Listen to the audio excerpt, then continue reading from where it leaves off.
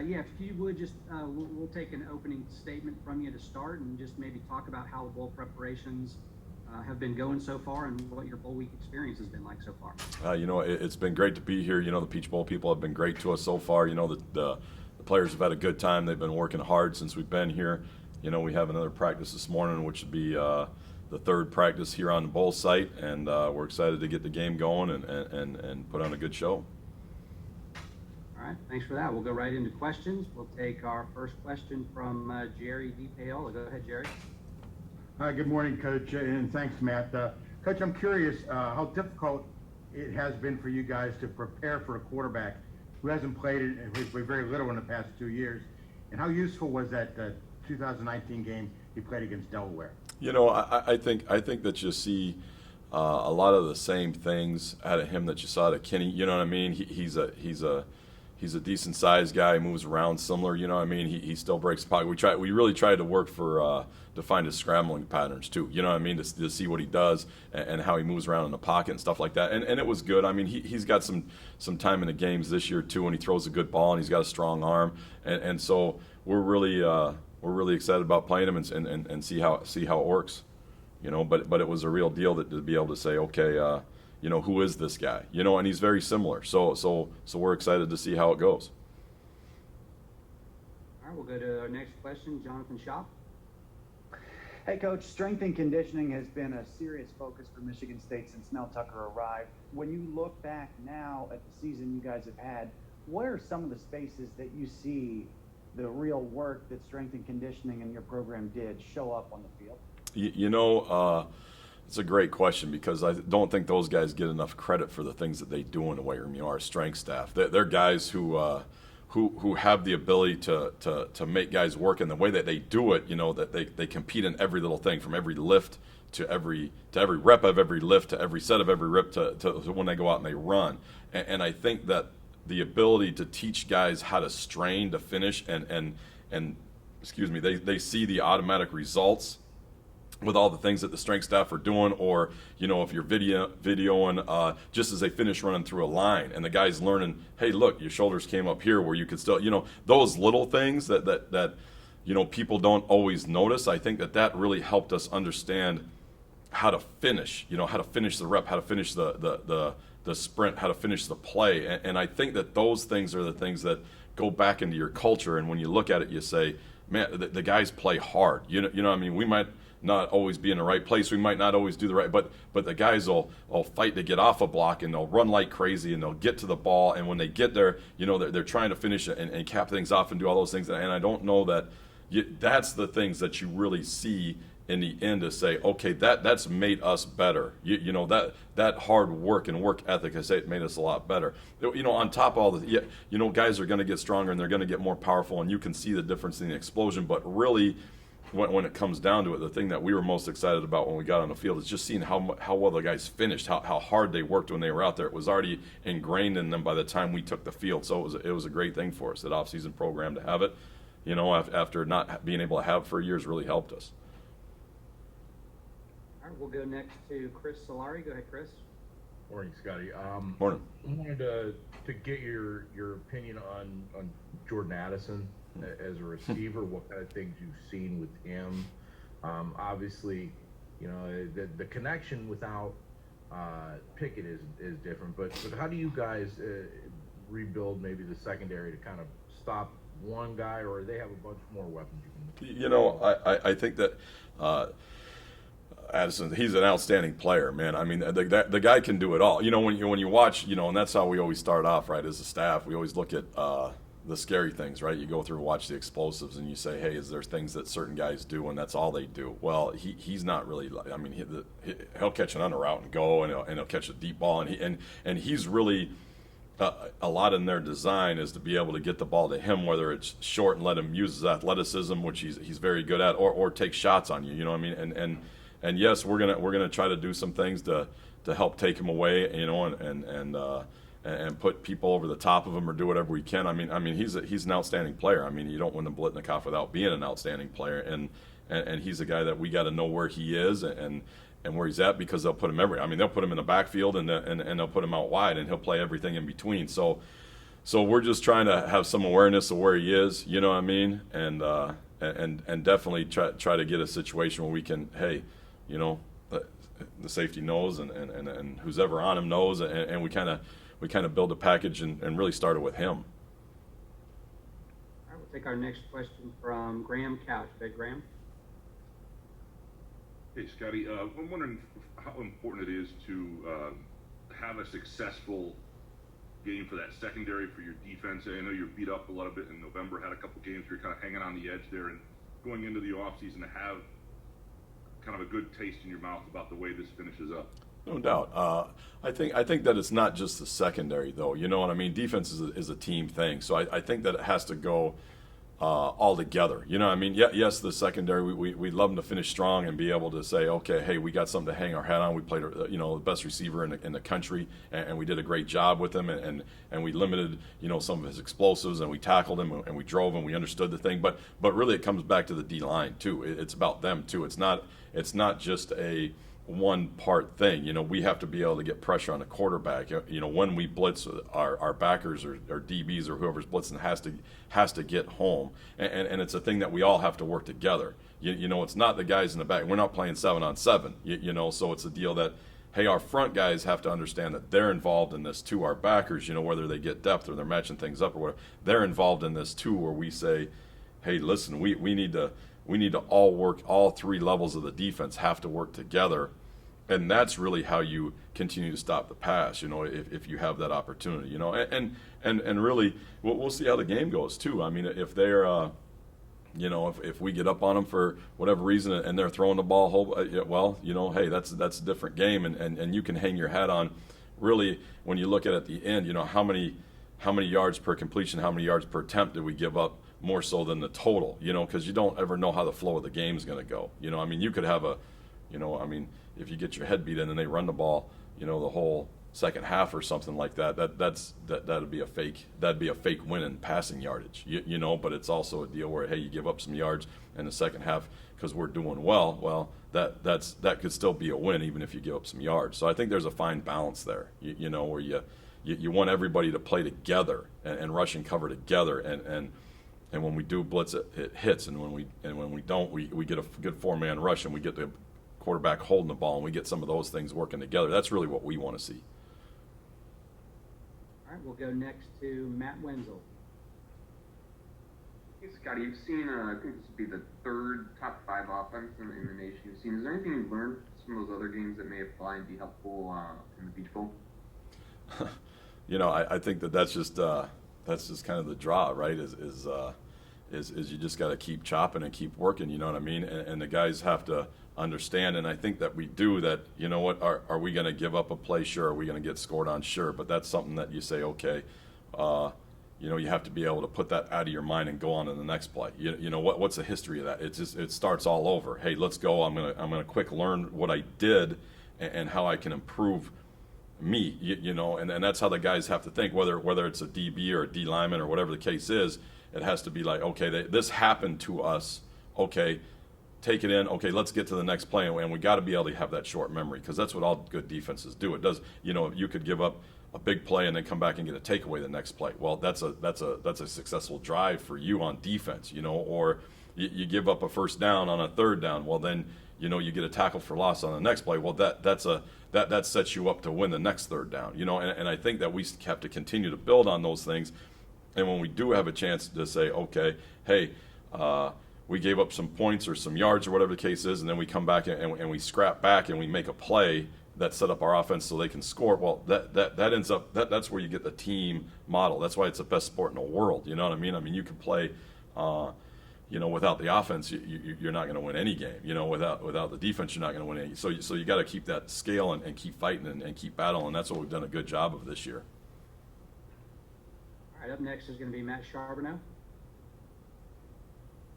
Scotty, you know, obviously there could be personnel changes going into next year and lineups shift and all that, but how important is it for this defense as a whole to have a good performance going into the offseason, considering how the season has gone? Is that important to you guys heading into the offseason? I think it's always important to be able to go off on a positive note. You know, I mean, have have a good taste in your mouth when you leave, and be able to look at, either way about it. I mean, once the season's over, we're going to look at, hey, these are the things we did good. These are the things we need to improve on as we go.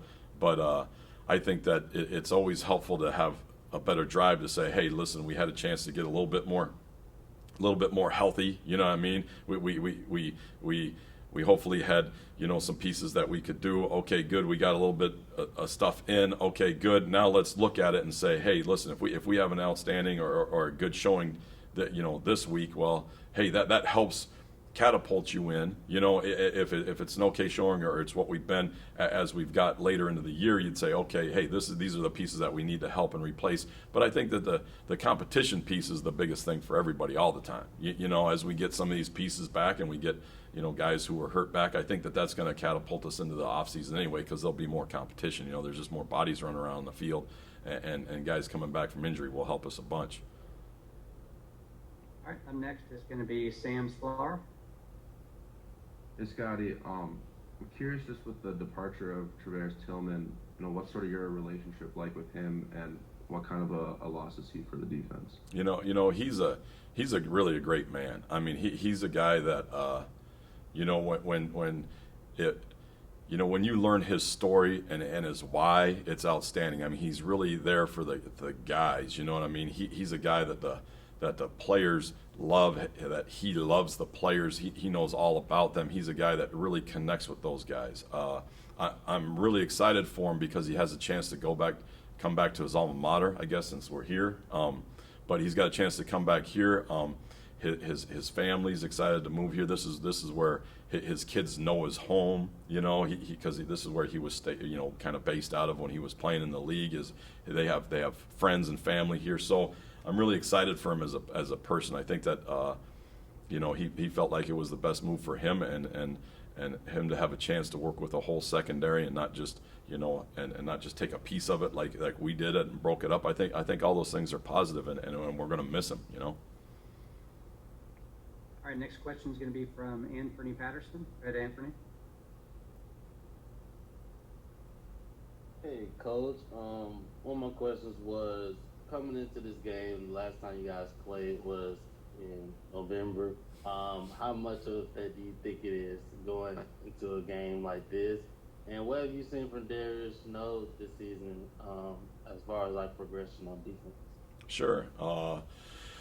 It's always hard, especially on defense. I think everybody has their own unique issues when you do take such a long break. You're excited to get some guys a little bit more healthy because maybe you didn't bang for the first couple weeks and then you started to hit again. But really the biggest thing that you see, and you see it on the bowl games or in the preseason with the NFL and stuff like that, is you see the issues with the tackling, the leverage, the full speed stuff happening, and that's always a concern. A ball gets to the perimeter. Is the guy going to be able to stay outside and keep the edge to the defense where you can use your help? Those are the things that we're really straining the last couple days, and will continue to do until we play, because those are the things that you usually have issues with. Is just the full speed tackling, the leverage to the ball, not getting cut back on if I'm inside, all those things. And then as for Snow, it's been great to see him. He's such a smart young man that excuse me, he really started off, he knows a couple different positions. He was battling for playing time early, and he's a guy that he has an ability that when he makes contact, people go backwards, and you notice those things. He's made some good plays for us, and he's done a really good job of learning, and he's a guy that's sharp enough that you give him something like, hey, when this happens, this is probably going to happen. He's one of those dudes who'll be on the field talking about those things and getting other guys on the same page. So, and I think you've seen his growth, you know what I mean? He started off as a backup, he battled in where they started going even playing time, and then he kept growing, and now he's, a full-time starter and doing a great job. So we're excited about him and having him for a little while longer. All right, we've got time for a couple more with Coach. We'll go next to Chris Solari. Go ahead, Chris.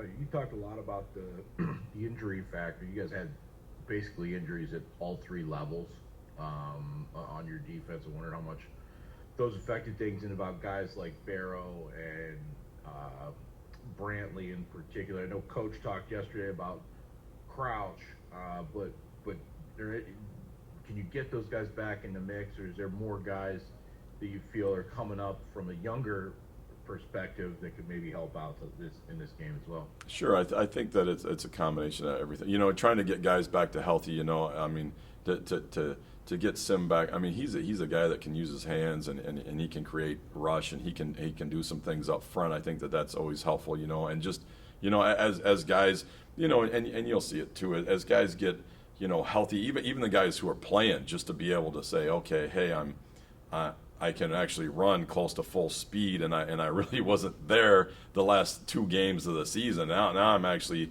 close to back up to where I was when we started this whole deal in August. And so we're excited to see some of those guys. But yeah, we're hoping to have the guys who are playing are a little bit more healthy than they were, as you get through the bumps and bruises of the season, and the guys that were out, we're hoping to gain a couple, 1 or 2 of them back, but. It's we're gonna have who we have when we get into the game. We're gonna have who we have, and we're gonna play as hard as we can, and really all those things. I think everybody wants to play. I think everybody's all in. I think everybody's trying to get back. I think it's that kind of way on defense, and we'll see who we have when we get there. All right, back to Jonathan Shaw. Hey, Coach, a question about being multiple as a defense in terms of front formation scheme. Mm-hmm. For folks that are not super familiar, can you talk a bit about yours and how important is it to be multiple today in major college football? Yeah, I think we're really a 4-3 team that plays nickel almost all the time, just because of the way that college football has evolved, where it's all speed. It's all people are playing with 3 wide receivers, and if you want to be able to match up, you got to be able to play with more defensive backs. I think that you want to be able to give different looks, especially with how people are. There's some teams who don't care. Let's be real. There's some teams who don't care because they go so fast. They don't care. So for those teams, you can line up and you can just play whatever you want. The idea of being multiple and showing multiple looks and different coverages and things like that is more for the game, how it's evolved into being a deal where, hey, I'm going to get up there and I'm going to look, you know what I mean? And now really it's out of the quarterback's hands. You don't necessarily, you have to fool the guy upstairs in the box who's looking at what you're in too, and then you have to try to, okay, can you switch the defense? Can you do this? Can you show him something? Or can you at least fool with the quarterback? Those are the things that make you stronger on defense as you get your layers in, is to be able to say, okay, at pre-snap, you have to be able to say, okay, can the guy upstairs not know what you're in? And then if he knows what you're in, can you at least make it look different for the guy who's under center? Because it's, teams do a really good job having you show your hand nowadays because of the different tempos that they go. Hey, we're going to go fast, we're going to go fast, we're going to go fast, and then stop and then look, and then we're going to do, all those things. So I think that makes a big difference, and we are a 4-down team. I mean, we're gonna rush 4 guys, the majority of the time, and we're gonna bring pressures off that and do all those kind of things. So a lot of times the multiplicity for us comes in the back end. It's this coverage, but it's this coverage, and as we get farther into the package, we'll layer it even a little bit more as we keep going. All right, and we'll take our final question from Jim Comparoni. Go ahead, Jim.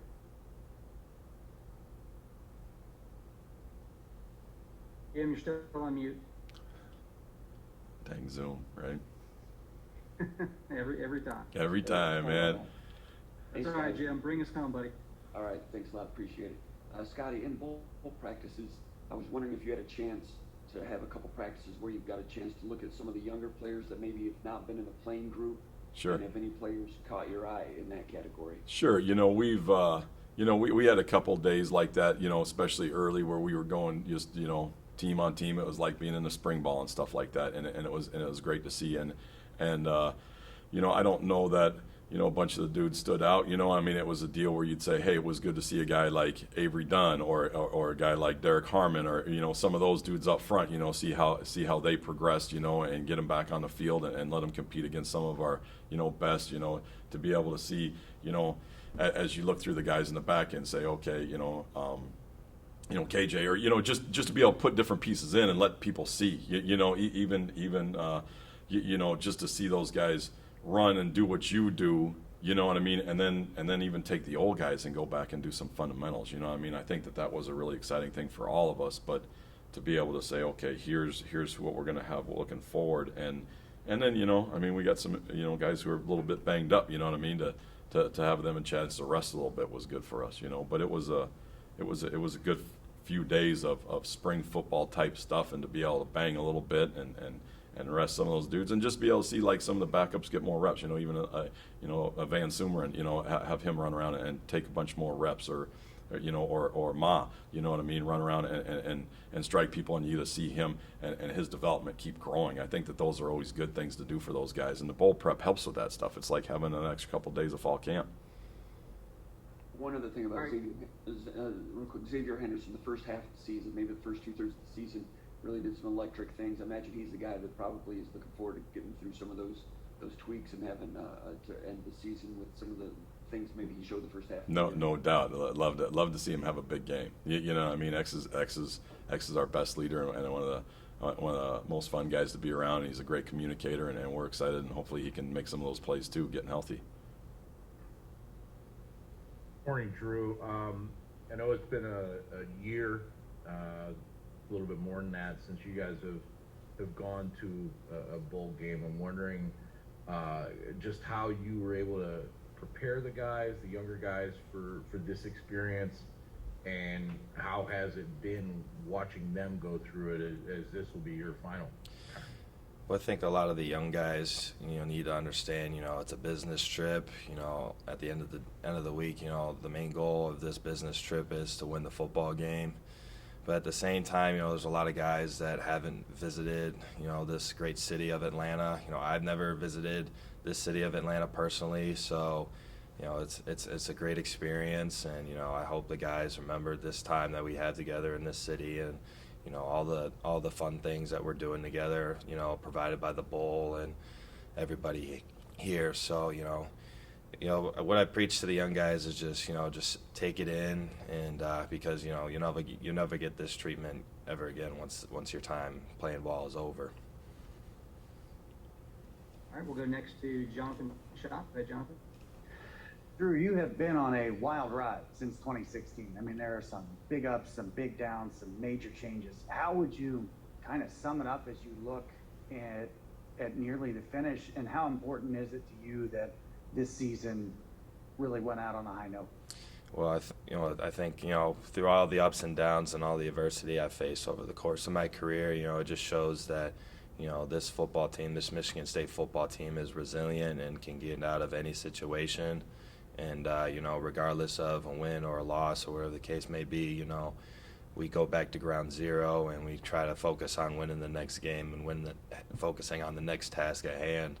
And, you know, that concept of neutral thinking that Coach Chuck introduced to me is something that, you know, I've taken with me, you know, since he's gone here. And, you know, it's working out for me and my teammates very well so far. And, you know, obviously the goal is to help me and my fellow seniors finish out our careers on a high note. And, you know, Luke Campbell and Matt Allen and A.J. Arcuri, Matt Coughlin, all those guys, all those 6-year guys that we've been together for so long. You know, we always talk about how we want to finish on a high note, and, you know, we're gonna do everything in our power to do so.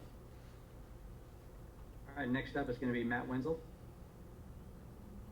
Hey, Drew, you guys have had some ups and downs of the defense this year overall. I guess what's the outlook with, you know, one more game for you in your career here at Michigan State, but just the defense overall for the season and playing, you know, another top offense and a chance to maybe, you know, close on a high note like you're kind of talking about as well.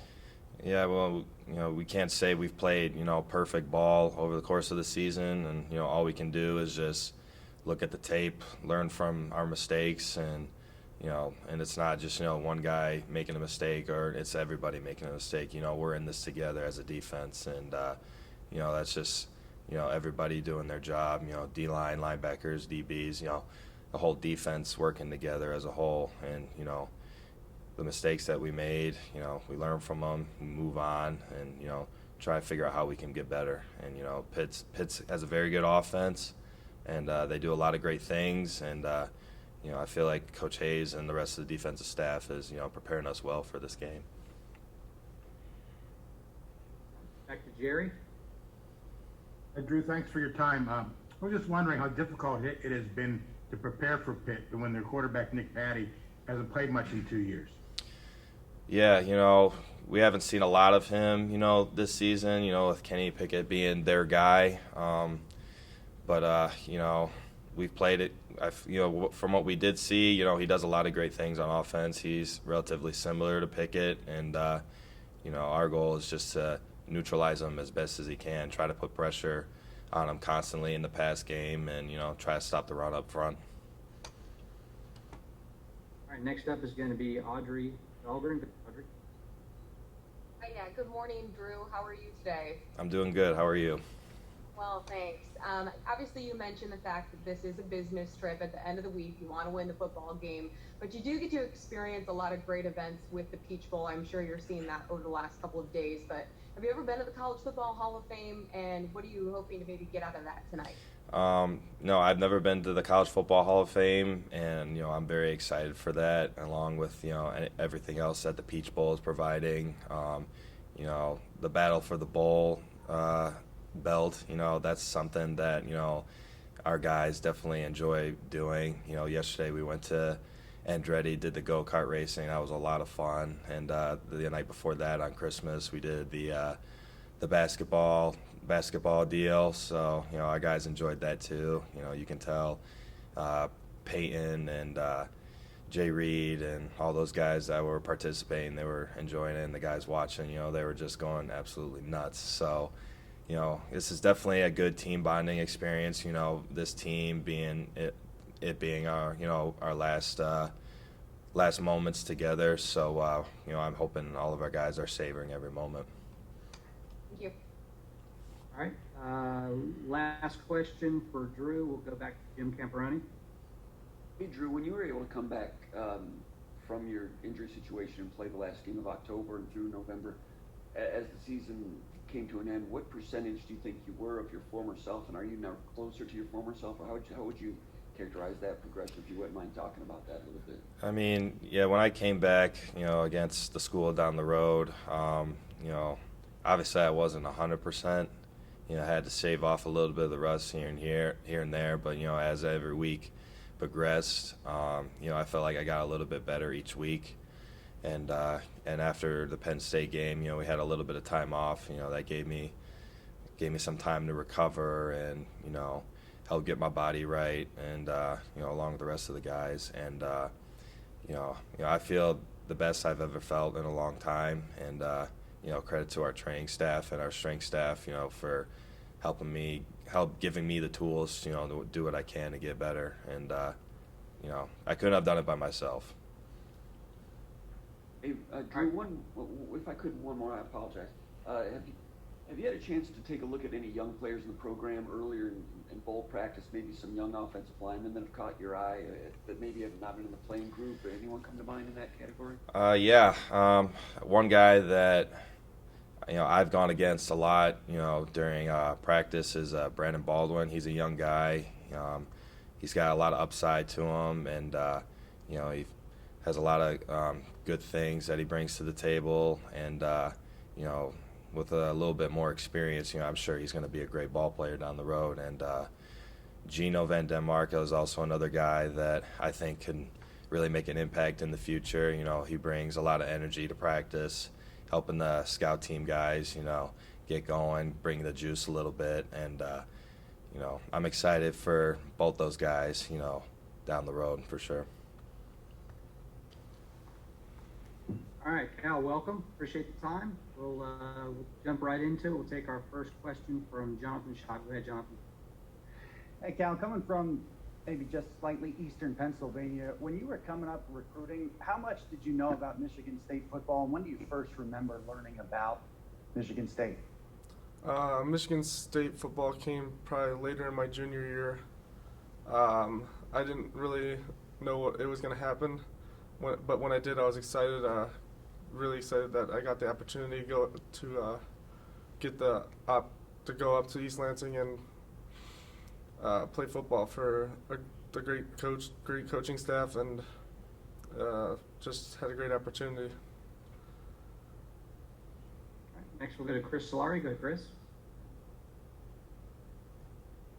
Cal, I wondered about the challenges of facing a quarterback who hasn't had as many reps this year and not as much game tape in with Patty. And, you know, I know Coach, as a second part of this, Coach also talked about Quavaris probably being doubtful for this game. Wondered how you've adjusted without him over the course of the final few weeks of the season.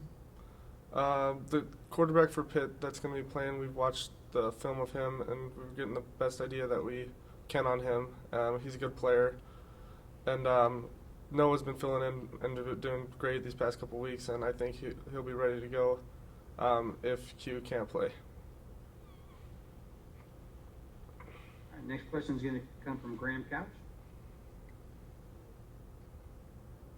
Hey, Cal, I'm wondering, as you guys sort of get a fresh start for a bowl game, how important it is for a defense that's been banged up, that had some rough weeks in November, to sort of change how you feel about the way the season ended and the things you can do, and sort of have a game to build on. Like, how much has that been talked about, and how important is that? It's been really important. Kind of getting back to our fundamentals and techniques and stuff like that. It's been really important. Been keys these past couple weeks. We've been practicing all this, the little things, getting the finer details of the defense, and just trying to get stuff in that maybe we weren't getting, and now we're just fine tuning everything and now getting ready for this game. And also with the injuries, it just gives you time to get prepared and healed up for this game. All right, next question to Anthony Patterson. Hey, Cal, I was just wondering, because obviously you're a freshman, and when you're thrown into that setting early on in the season, what is your mindset like then versus now when you're getting ready for bowl preparation? I think it's just from the first game, I was definitely nervous and excited at the same time, but now it's kind of become more like used to it, experienced, I guess. So it's been a lot more. I think it's been easier as the year went on, for sure. But it's definitely been an adjustment in the beginning of the year, but it slowly got better and better, I think. All right, we'll go back to Jerry. Go ahead, Jerry. Good morning, Cal, and thanks for your time.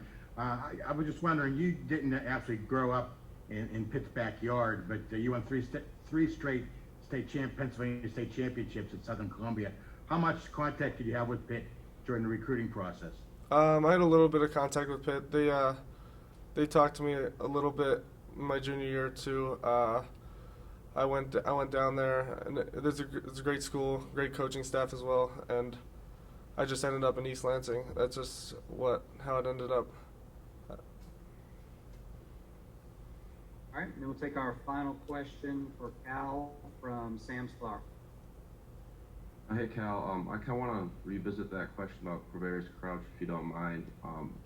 Obviously, the two of you have kind of been the starting duo for the entire season. So, what's it sort of been like playing with him as your sort of linebacking partner? And have you maybe picked up a thing or two from him, just being a little bit more of an experienced player? He seems to know the game pretty well. He's a crazy athlete, and he's been as the season's going on, he's been kind of trying to show me some stuff that he's done or has worked for him. I think he's just a great player, and I think we can all learn a lot from him when he's out on the field, because he plays hard, plays fast. All right, welcome Darius. Good to see you. Likewise. All right, let's get right into it. We'll take our first question to you from Matt Charbonneau. Go ahead, Matt. Darius, I'm just curious how you guys are game planning and the challenges and the difficulty of it when you're facing a quarterback you haven't seen a whole lot of this year, or there hasn't, he's played in the past, but there's not a ton of tape from this year. Is that a challenge for you guys defensively? Film-wise, obviously, we don't have as much film as we do with Kenny Pickett, but we're going to treat him like he's a great quarterback. Nick Patty's his name. He's a redshirt junior. He's actually from the same state as Mr. Pickett, and we're going to assume that he's the best quarterback that we've ever played. That's just how we approach every single game, and yeah. All right, next question from Graham Couch. Graham. Darius, I'm wondering, as you guys sort of dissected things and try to have a good showing to end the season here as a defense and a secondary, what you found that you needed to improve on, and what you think you've actually been able to accomplish in the last few weeks to shore up some things. I think the biggest thing is just communication, being able to be cohesively communicating across the entire board, limiting the mistakes on our end. I think that's one thing that's hurt us when we're hurting ourselves more than they're actually hurting us. And then just playing together, playing hard every single play, running to the ball, hitting hard, wrapping up, and being physical at the point of attack. Attacking the ball is definitely a point of emphasis for us in the back end, at least. A lot of things that we've really been working on over these past few weeks, I think we'll be able to showcase it in the game. All right, go to Chris Solari. Hey, Darius, good to see you. I'm wondering, over the final maybe 4 or 5 weeks of the season, you guys were playing with a lot of guys banged up in the back end. How much did that maybe affect the overall coverage and cohesiveness that maybe in the last month of the season? It's always tough when you have players go down. Obviously, it's hard to develop a chemistry when you have different guys playing. But at the end of the day, like I said, when guys run to the ball, are playing hard, being physical, doing this everything that they can in their power to do what they need to do, and then just working hard and playing together, it really doesn't matter who's out there. That's just the number one thing we got to do is just play physical, run to the ball, attack the ball when you get there. And if we keep doing that, I think we'll be in a great spot. As a follow to that, when guys are playing hurt, and I think we had heard that about a few of those guys on the edge particularly. What is the cost benefit to the toughness versus maybe being limited a little bit in that respect? When you play this game, I mean, obviously it's hard to be at 100% near the end, but that's why I think this break has helped us a lot. It's helped us get healthier as a group, not just in the secondary, just entirely as a team. But at the end of the day, like I said, even though when you are hurt, when you are limited and things like that, it's all about the mentals, all about the mentals. Things can physically hurt, but if you force yourself with willpower and you can just play as hard as you can, you can work through that stuff.